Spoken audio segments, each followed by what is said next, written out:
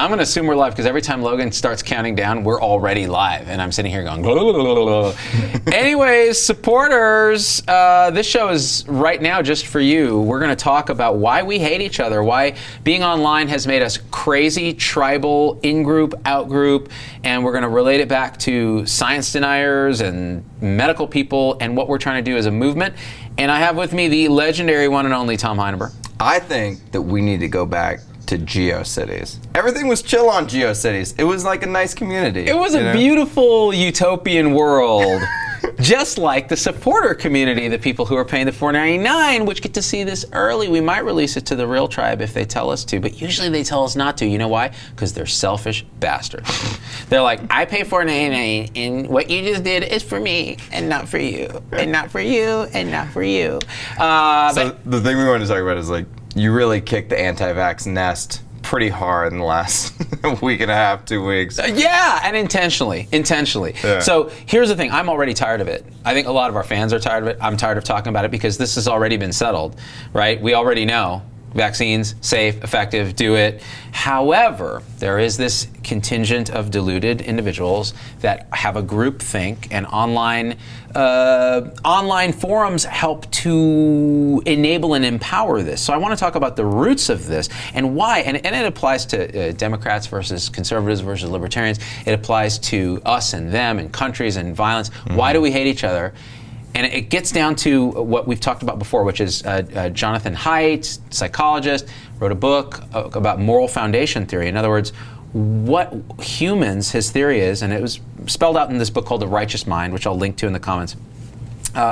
Humans are moral creatures. We are feeling creatures who happen to think. We are not thinking creatures who happen to feel. That's backwards. We're feeling emotional, intuitive creatures that have morality built into our fabric, and that fabric is kind of like the sense of taste. It has about 6 flavors, and every human has some variant of these flavors, and that's why we have a lot of commonality, but how we actually emphasize each flavor determines kind of how we behave in the world. And when we don't realize this, when we don't realize that your set of 6 is slightly different balance than mine, we demonize the other, we have this in-group, out-group hatred, and we tend to have a group think because about 10% of our mind is a hive mind and the rest is an individual. We're like 90% chimp and 10% bee in how we behave. Now, when we get to be a bee, this is where you see things like anti-vaxxers hiving together around their shared moral palette around vaccines, which we'll talk about. So, I mean, I don't know. What are your thoughts, Tom? You know, it's interesting to me because we always talk about John Haidt's work and the elephant and the rider and how that's a split between feelings and thinking, which is the split between the limbic system and the neocortex, right? And the neocortex is really new on the scene in an evolutionary sense, and so it hasn't had as much time to develop. Isn't it more so, though, you could actually say that these feelings are very complex thoughts. I mean, they're patterns. It's, you know what I'm saying? Yeah. I'm trying to say? Yeah. Like, these are deep patterns that we've learned over time, that a person that acts like a certain way is maybe out to hurt me, or whatever it is, right? So sometimes these feelings have a lot of merit. It's not like a throw the baby out with the bathwater situation. Yeah, the whole limbic system, our primitive brain, which is 90%, we call it the elephant, using his metaphor. The elephant, and then the little rider on top. That's our neocortex, the thinker, right? So the elephant actually evolved to keep us alive. So it's designed to try to feel out what is another person or animal or organism thinking or planning to do, so it can predict what its actions are. So if I see you, and this is where I think a lot of pattern recognition comes in. So you walk on the street, you've been conditioned all your life to go, most people who do crime are black. Therefore, you see a black person, you subconsciously move to the right, you do something, and this has been documented. Well, and think about this too. If you're a small, like you're a mammal on the plains of Africa, right, and you see the wind rustle some leaves, it behooves you to think that this is actually a lion that's behind the tall grass or whatever it is, that's instead of the wind. Because if you think, oh, it's just the wind, you're more likely to get murdered. That's right. So that's the thing about the elephant, our pattern detector. It has a negativity bias.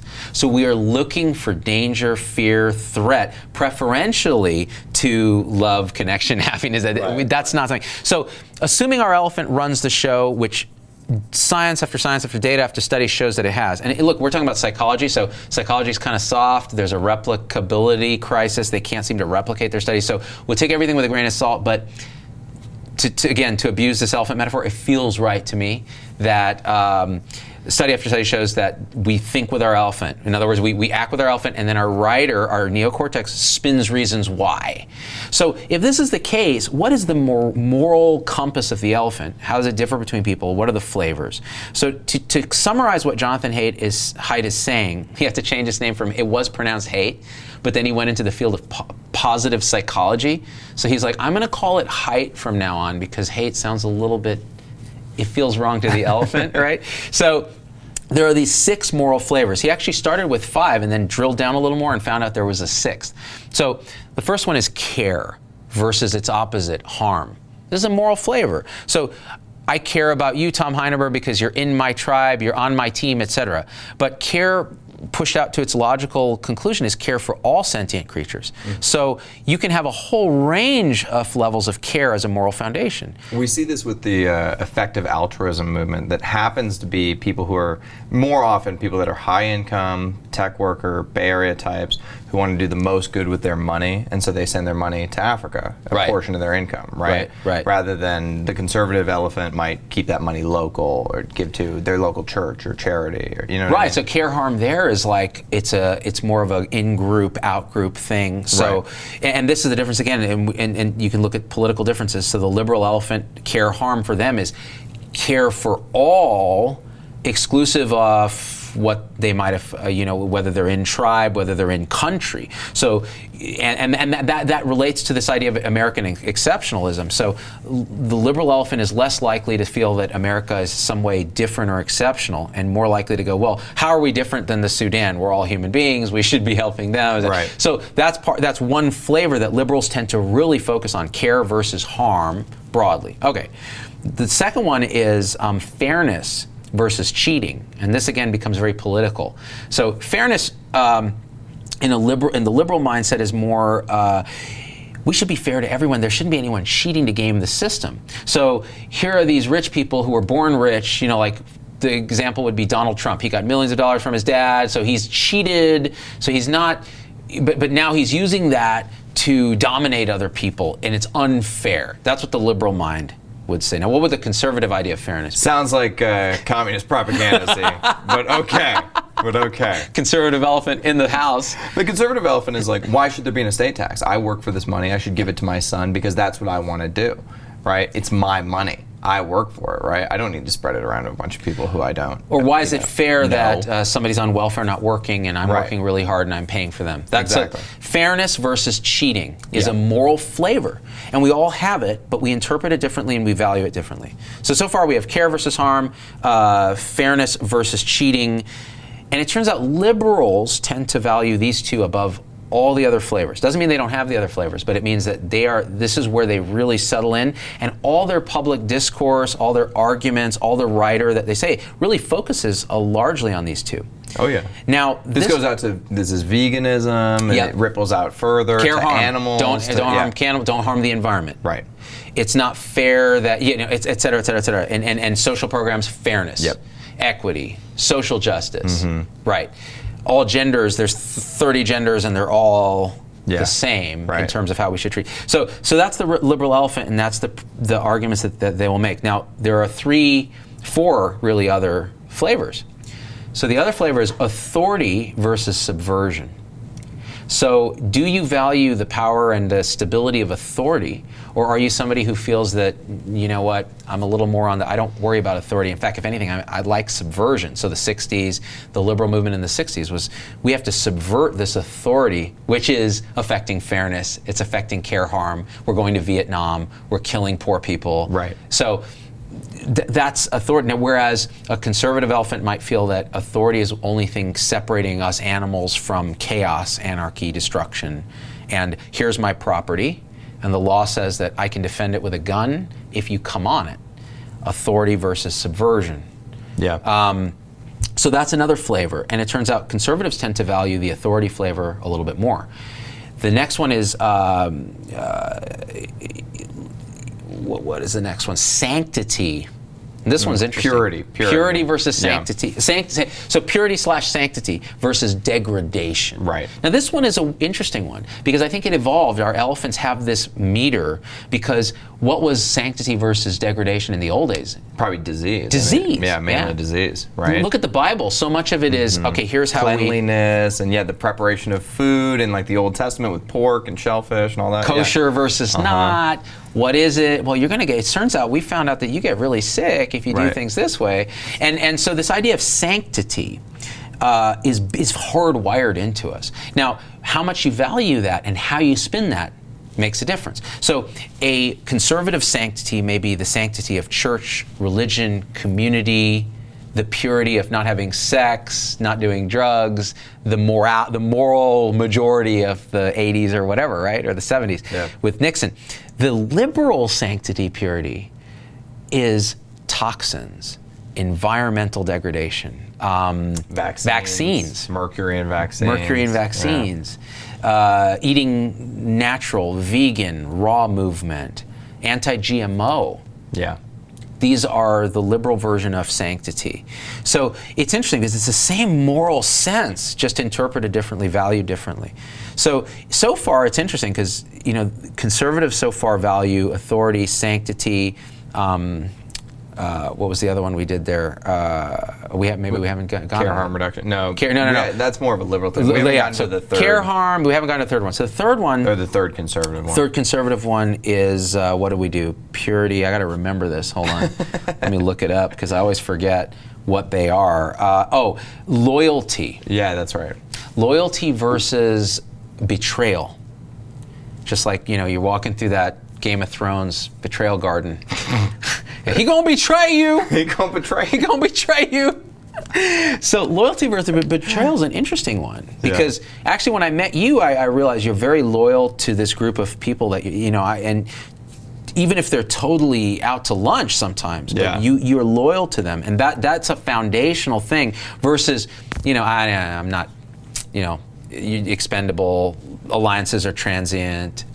It's less important. So whether it's loyalty to community, loyalty to country, it seems to be a more conservative flavor. Yeah, it is. Although there's liberal loyalty as well, and it's often loyalty to the group of people that feel similar to the way you do. Right. But if you look at like Democratic National Convention, Conservative National Convention, Conservative Convention is almost an en bloc massive. This is what we think. Here's our platform. Suck it. Whereas the Democrats are like, well, we have the African American platform, we have the LGBTQ platform, we have sometimes they're at odds. So it's a very different sort of flavor. And then so now we have what? We have 5, right? We have care harm, we have fairness cheating, we have sanctity degradation, we have authority subversion, we have loyalty betrayal. And then the last one is something he came up with later when he did more research, and he said, you know what, actually, it's not just sort of authority subversion. It's liberty and oppression as another flavor. Yeah. Liberty and oppression. Now this one explains why you will pry Logan's guns out of his hands, his dead cold hands, because he feels like part of his moral palate is there's a flavor of potentially the government imposing its will, and its will may not be good on our ability to be free. Right. So, and you also see it on the left, because the left is gay marriage, legalization of marijuana, transgender rights, all these things. Yes. Those are flavors of liberty for the left. And then let's look at anti-vaxxers. So anti-vaxxers for liberty are, you will not tell me to vaccinate. They actually overlap with conservatives a lot on that, because conservatives don't want the government mandating anything to them ever. Ever. Right? Ever. So that's where it's interesting, because people say, well, okay, anti-vaccine stuff is a liberal thing. And now it's increasingly transpartisan because you have the liberty component. You will not tell me, and there's 22,000 nurses, this meme going around, these nurses that refuse mandatory vaccination. Here's an interesting thing too, so I got in a fight with one of the anti-vaxxers. I actually got in a fight with the woman who showed up here and banged on our glass online, and I was like, what's up? I found you. You found us, I found you. So I started, I was basically attacking her, for fun. Yeah, because that's what you do. Yeah, exactly. And I actually got a lot of good tidbits for that character that we did on the show. Just a little. Oh yeah, right. That's how you did your research for that one. Tom Meinemer did his own research, DYOR. Yeah, but basically, she was telling me that I was, by working with you, I was actually rejecting my core values as a conservative, because she went to my Facebook and looked through some of my stuff and was like, okay, so this guy tends to be more, the government can't tell me what to do, and he's a libertarian, and et cetera. And so he's rejecting his values by working with ZDogg. And then I'm like, no, because there are limits to everything. Like, I'm a free market capitalist, but free market capitalism ends in slavery, right? You can't be a libertarian if you're infringing on others' rights. So anything that you do that doesn't affect anybody else, fine. You should be able to do that all day long, right? If you want to be anti-vax and live out in the woods and never interact, you and your family never interact with the rest of society, I'm all for that. Go for it. But if you're going to be here in the city center walking amongst us as a little petri dish, then fuck off. Yeah. You know what I mean? So see, this is exactly right. You're taking your palette of flavors and you're applying it to the vaccine question. So the vaccine guys will say, liberty, do not make me do something the government cannot stick a needle in me. Right. And you know what? It's hard to argue with that from a liberty standpoint. Like, woo, except for you're imposing on others' liberty. The liberty to be free of disease that your child or you may spread because you didn't get this thing. So it comes down to the core of, do you believe the scientists and the experts? Well, now, then it gets to authority. If your palette is authority is dangerous, subversion is the answer, you're not going to trust the CDC, Paul Offit, people who study vaccines, because they're authority, they're experts. So now you mix in this stew. I don't like authority, I want liberty and sanctity of my body, my temple. Yeah. And you have anti-vaccine sentiment. Now, when you attack it with the writer, when you're like, but here's all the data. Here are the second order consequences of your actions. Right. Yeah. It will not work. Now, this is where I think it gets really interesting, because what Haidt talks about is we're 10% hive mind. So now, ever since the internet and things like Facebook and Reddit and 4chan and all this, we can find like elephants to bounce our riders off of. And then it creates a groove where we become conditioned and what he calls in the book, morally blind. We no longer can see that others have a different moral palette and that they're all trying to do the right thing. And so we villainize the other side, we get into our thing, and we seek our confirmation for our writer constantly with cherry-picking data, pulling out a ZDogg quote out of context. Right, Well, see, he said that, and this and this and this. And so how do you start to break out of that? First, you have to recognize that we do it. So I think Haidt's thing is transformative in the sense that, well, wow, we're all trying to be good. The conservatives are trying to be good, the liberals are trying to be good, the libertarians are trying to be good, the anti-vaxxers actually are trying to be good based on their palette. But what's happened is now we're seeing a entrenchment because these groups online, because we are also in it. So this is what he says.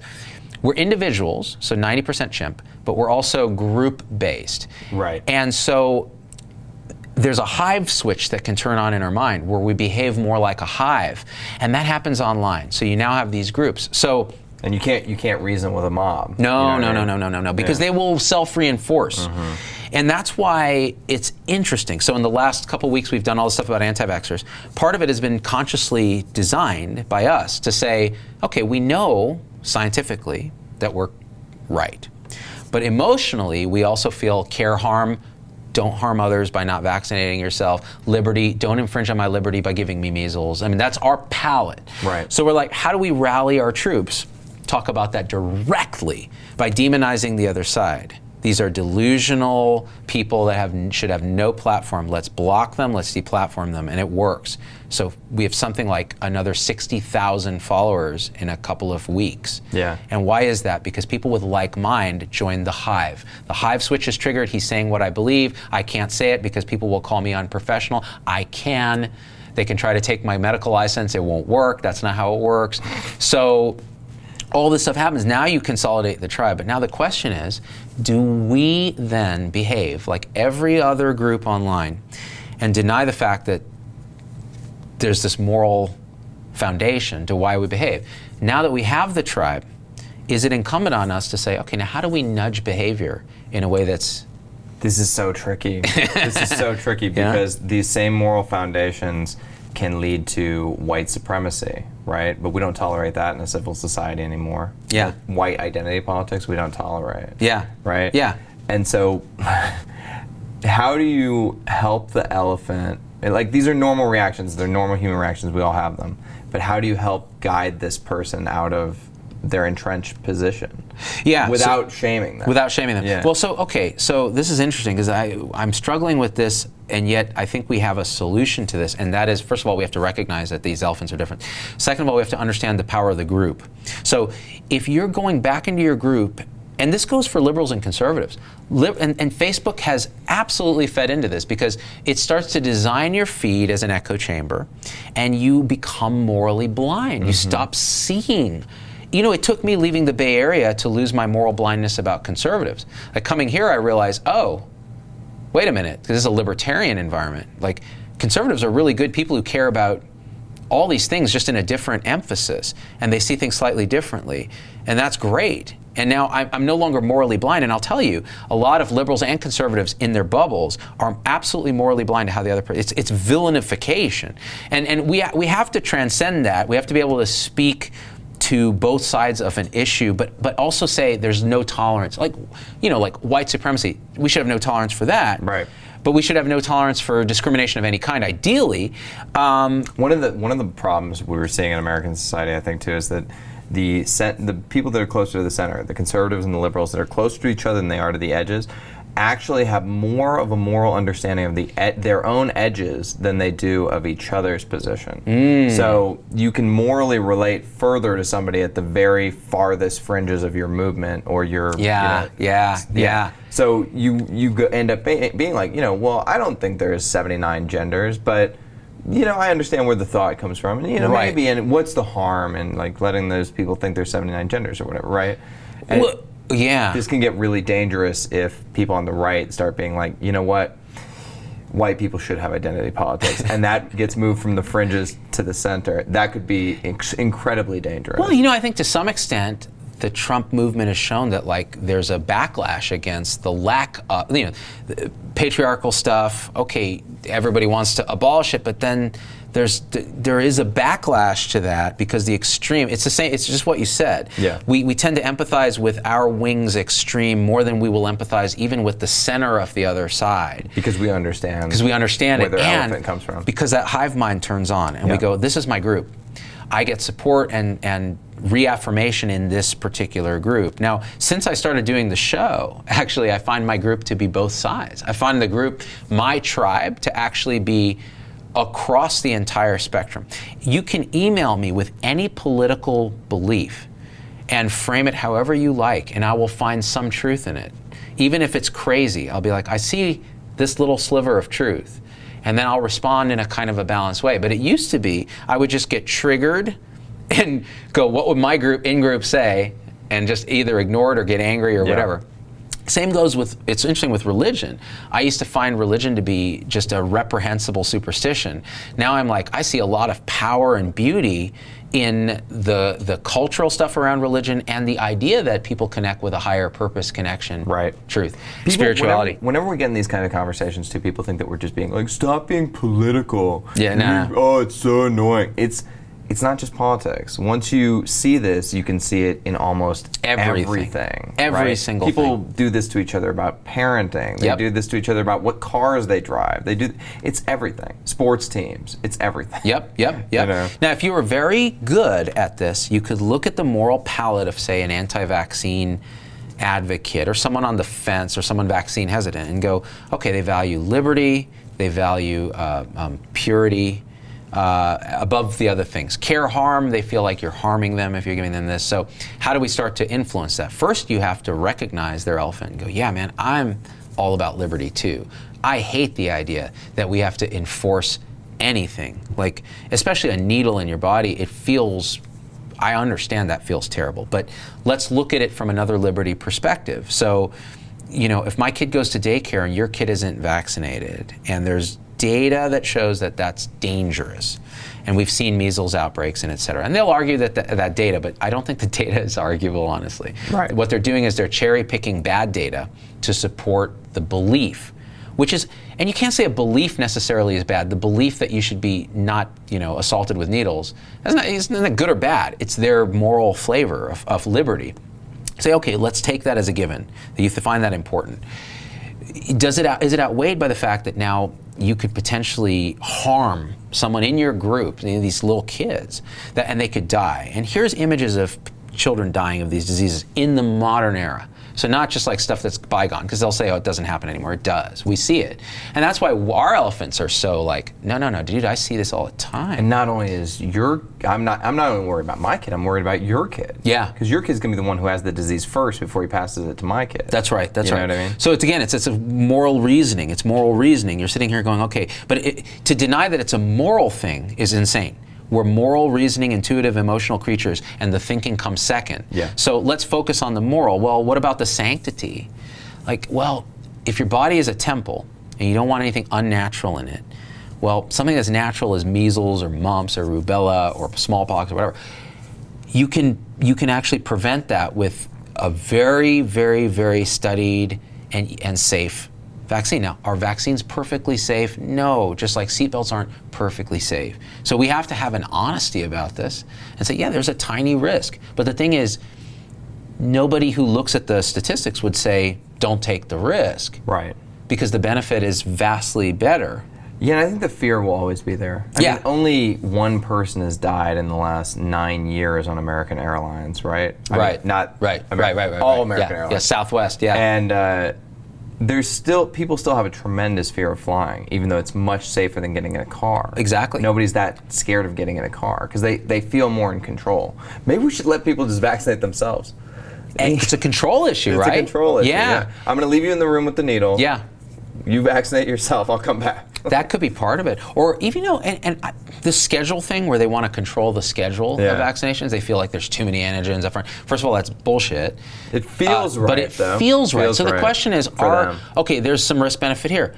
There's risk when you don't vaccinate on time because you could expose in a critical window to measles or something.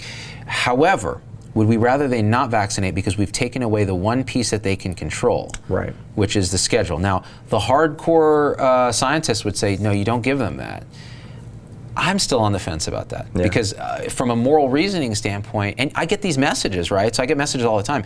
I'm with you on vaccines. I just wish I could spread them out. I wish something could happen. Look, scientifically, it makes no sense. Logically, it doesn't make sense. Emotionally, it feels right to you. Maybe there's a way we could do it where we could take the most important vaccines and put them together, and then the stuff that's maybe lower risk, spread it out. So maybe, right? Now, the guys like Sears, though, this pediatrician who's advocating, he's an anti-vaxxer in science clothing. Yeah. So you cannot rely on people like that. And he's making money on this, right? So, and they'll say, well, you're making money. Well, okay, listen, guys, like... Everybody's making money. Everybody's making money, period. It's called America.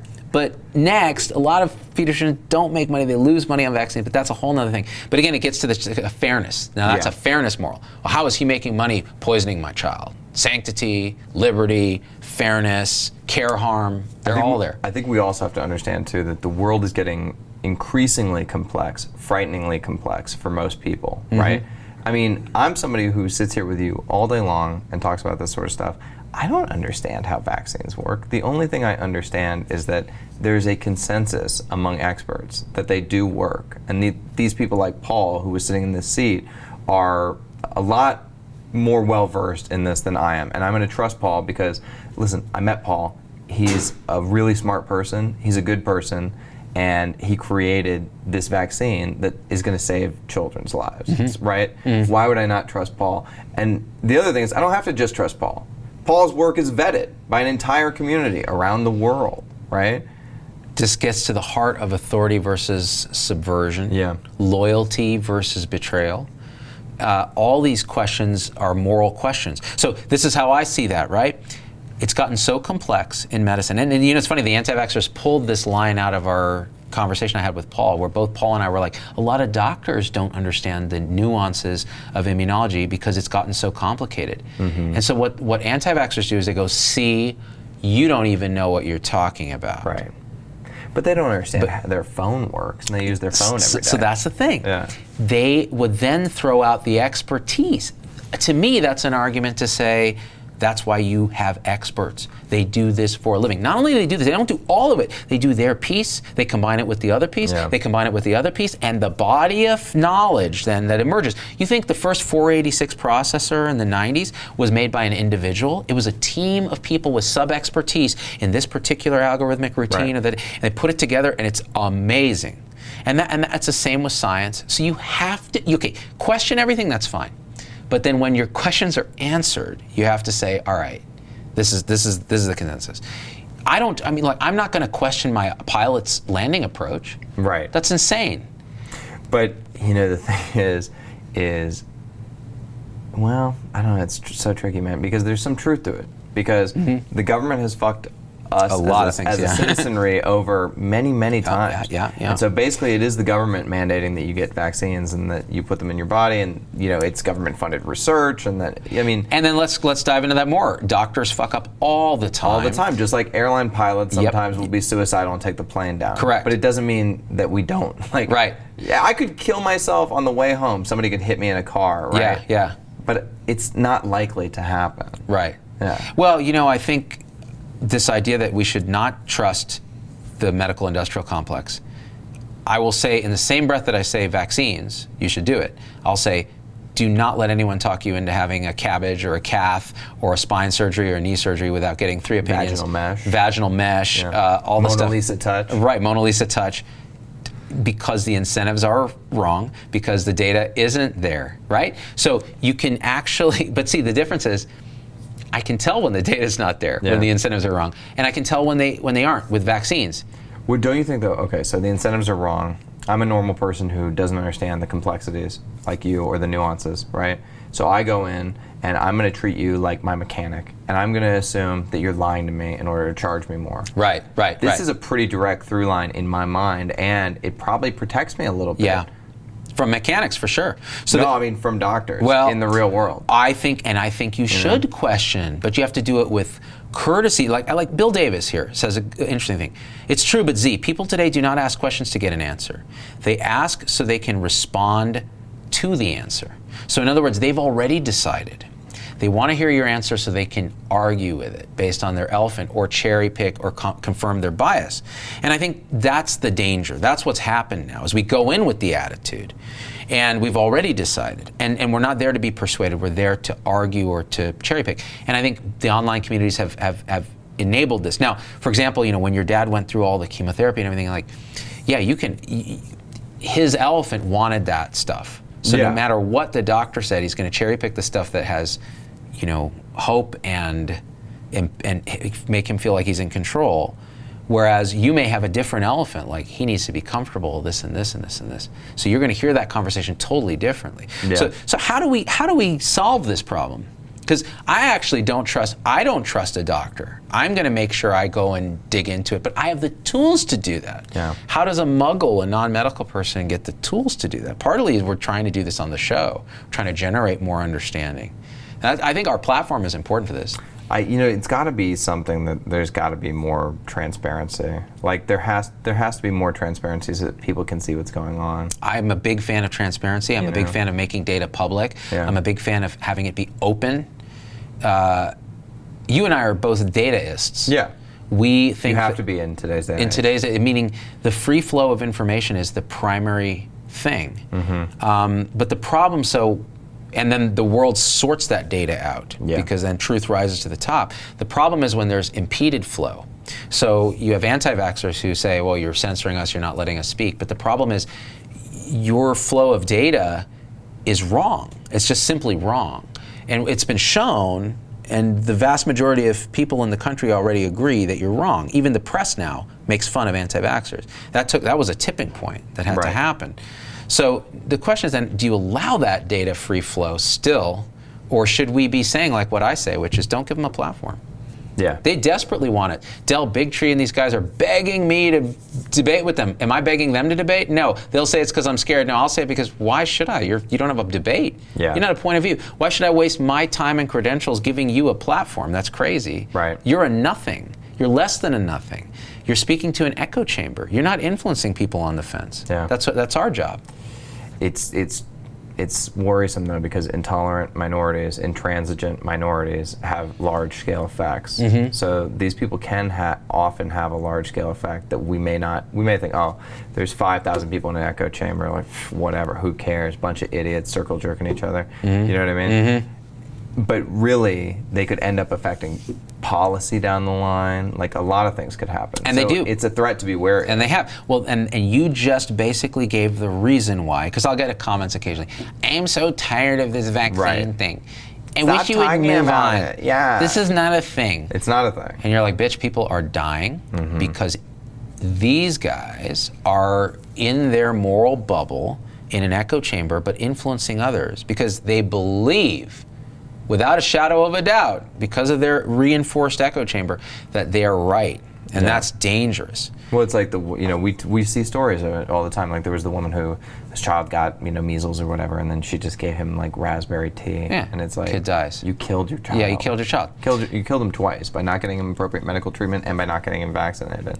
And it was easily preventable. But you know what's interesting? The anti-vaxxers are so in the confirmation bias bubble with their morality that they will defend that person. Yeah. Even after the murder of their child, they will defend that person. And here's the thing, like, so you can rally the forces of reason using our platform by using this polarizing language. And we've done it, and it works. 100% it works.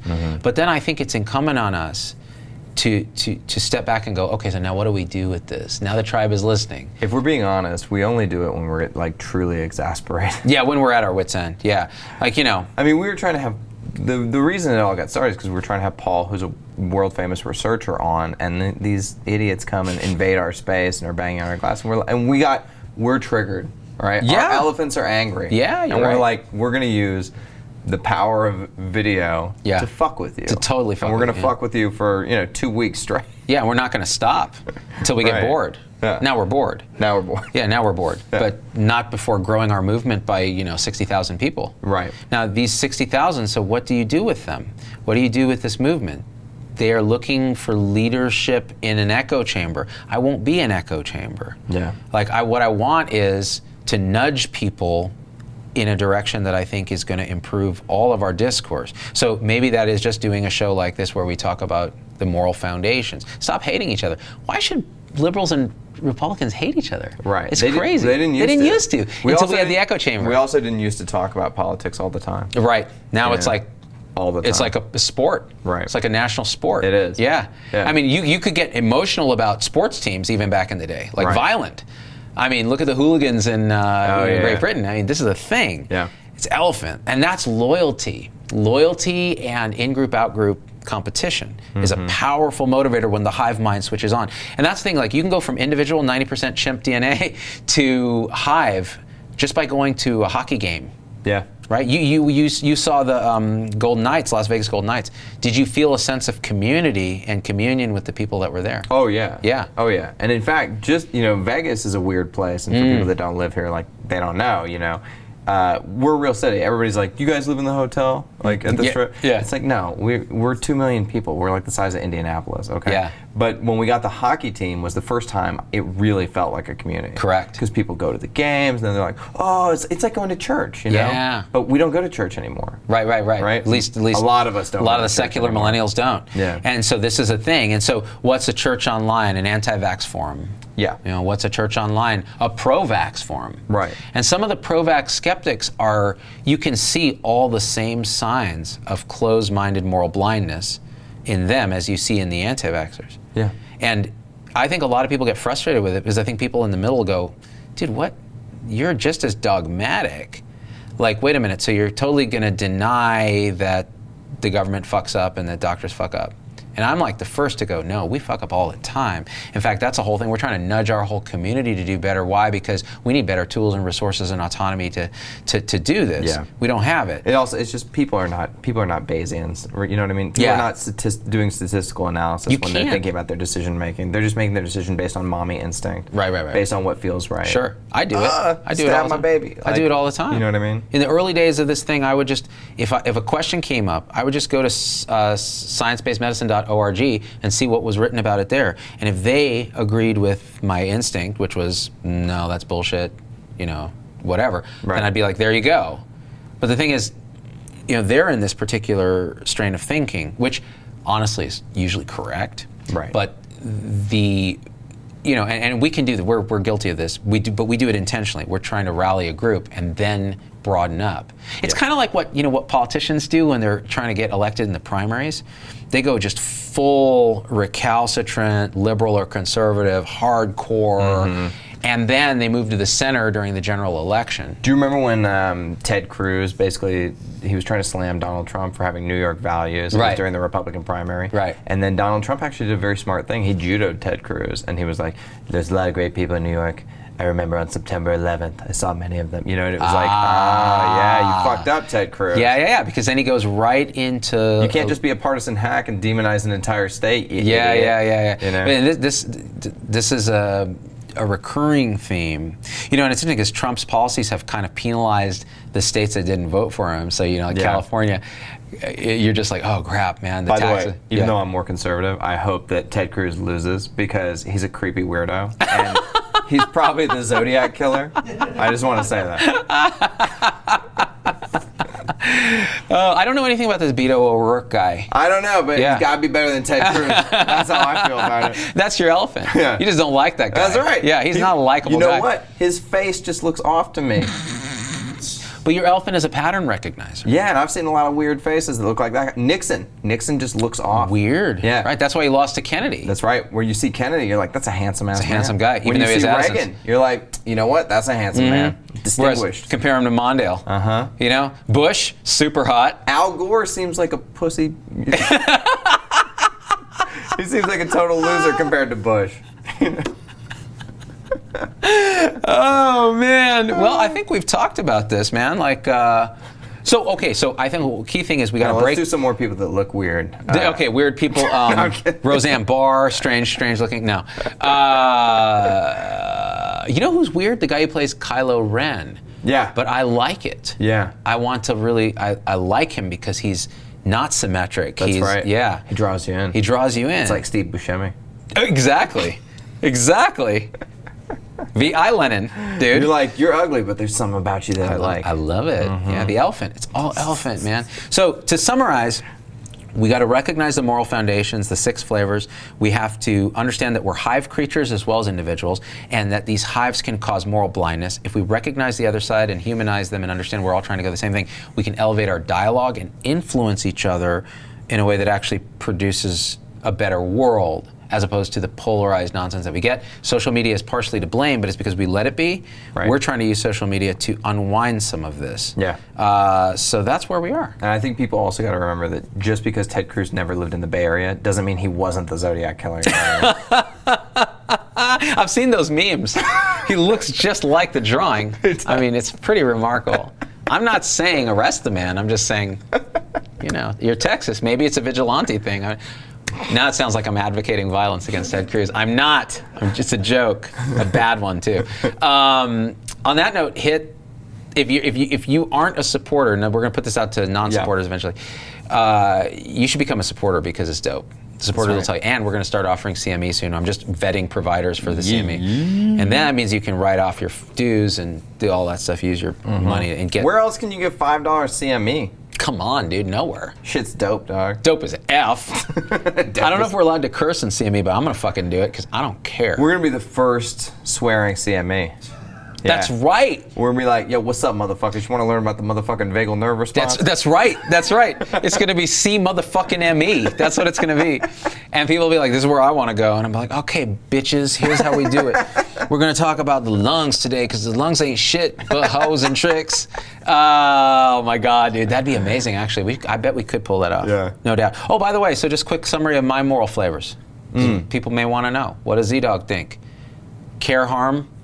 I do care. I want to have compassion for all conscious entities. Great. That's an ideal. Fairness cheating? I'm a big fairness person. Like, I get really triggered when people cheat. Like, I feel like, this guy's getting away with murder. All right? So there's a little liberal elephant in there. Loyalty, betrayal. I think loyalty is important, but I tend to lose sight of it. I value it less, which is interesting. It's just innate, ingrained in me that, I'm not particularly loyal to one particular group. Sanctity, degradation. I have OCD, so it's more a cleanliness germ thing than a religious thing, although I do have some Like, on Sundays I try not to curse. It's weird. It's just a conditioned thing, even though I'm not religious. And then authority versus subversion.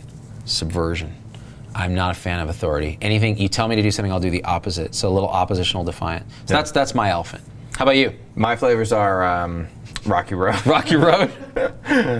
Sometimes I like, they used to call it medieval madness. Do you know about medieval madness? No, is that a thing? Yeah, it's like a mint Rocky Road. Also, Cherry Garcia.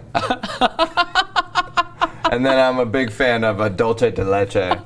I am too. Yeah. My wife hates it, and I always will get it. Yeah. I forgot Liberty Oppression, by the way, which is another flavor of Ben and Jerry's. I'm somewhere towards the liberty spectrum, but I don't mind being oppressed if it's in the public interest. Yeah. Yeah. I know. See, Logan's booming. You know what? Yeah. It's actually true, because when we go through TSA, Zubin doesn't mind. You don't mind. I don't mind getting cavity searched. Getting a cavity search. I'm He's like, yeah, my name's funny and I look weird. That's right. Search me up, Jeeves. That's right. That's right. And then the authority subversion part, though, I'll be like, hey, my friend, you're going to check my buttocks. Check my buttocks. I'll speak in a thick, like, Egyptian accent, and then I'll just be like, la, la, la, la, la, la, la, just to try to fuck with them. Yeah. But at the same time, I'm like, violate my liberties, because I want everyone to be safe. So yeah, that's mine. Yeah. All right, I think we're out. All right. Did we do this? Yeah. I mean, what can I say about hating Tom Heineber that hasn't been said about Afghanistan? It looks bombed out and depleted. I can't say it. Do you know that we will have been in the war with Afghanistan so long that next year there will be children fighting in the war in Afghanistan who were born after the war in Afghanistan started? What is up with that, dude? That's some liberty oppression right there. Liberty oppression, right there, man. America. The glasses go on. That's right. Now you can see me for what I am, a beautiful, screaming icon of asymmetry. People are like, hey, Tom, you want to hear about my liberty oppression? People are like, hey, Tom, you free this weekend? I'm like, I'm always free. The eagle. All right, we out.